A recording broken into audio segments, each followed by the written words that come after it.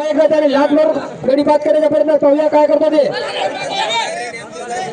उत्कृष्ट सेटिंगचं प्रदर्शन पाहूया. लात मारून गडी बाद करण्याचा प्रयत्न. वा वा वा वा काहीच नाही थांबा. पंच सांगतील एक गुण मिळाला पिंपळगाव या संघाला आणि पिंपळगाव या संघाची गुणसंख्या आहे नाही आता रे गुणसंख्या आहे 23, गोविंदपूरची आहे 22. एका गुणाची आघाडी आहे ती पिंपळगाव या संघाकडे. पाहूया आपल्या संघासाठी काय करतो 7 नंबरचा खेळाडू.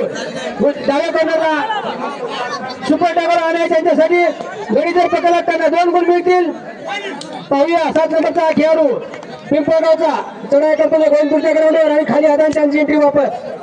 हा 2 नंबरचा खेळाडू एका गुणाची आघाडी आहे ती पिंपळगाव या संघाकडे. पाहूया अतिशय रंगतदार औषध पोहोचलेला सामना, डोळ्याच्या पारले फिरणारा सामना.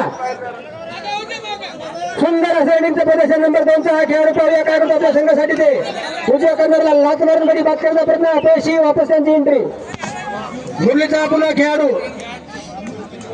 पिंपळगावचा खेळाडू ग्राउंडवर चढाई करत आहे गोविंदपूरच्या.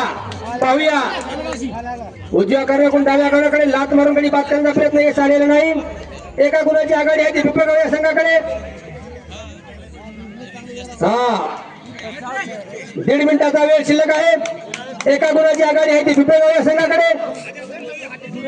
पाहूया काय होते पता लागणार अजून. अतिशय पोहोचलेला सामना. जरा एक्सपिरियन्स आता दोघा जरा गोविंदपूरचा हा 1 नंबरचा खेळाडू चढाई करतोय पिंपळगावच्या संघावर. एका गुणाची आघाडी आहे ती पिंपळगाव या संघाकडे. पाहूया डाव्या कॉर्नरला लात मारण्याचा प्रयत्न त्यांना यश आलेलं नाही.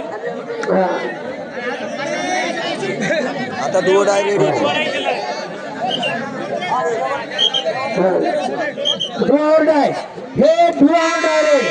सुपर टेकर आहे. पाहूया या रेडमध्ये काहीतरी होणार.